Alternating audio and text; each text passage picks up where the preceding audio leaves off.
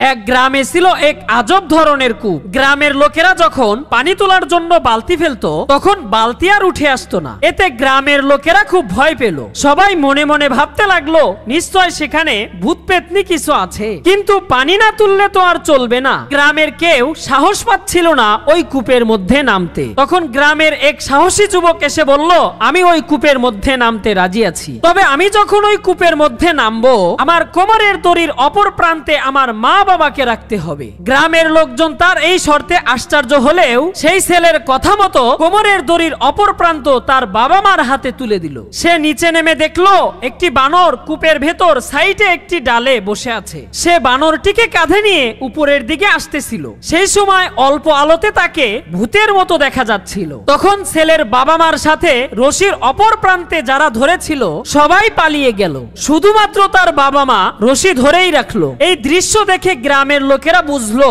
এই ছেলেটি কেন রশির অপর প্রান্তে তার বাবা মাকে রাখতে চেয়েছিল। কারণ হইল বিপদের সময় সবাই ছেড়ে গেলেও বাবা মা কখনো ছেড়ে যায় না।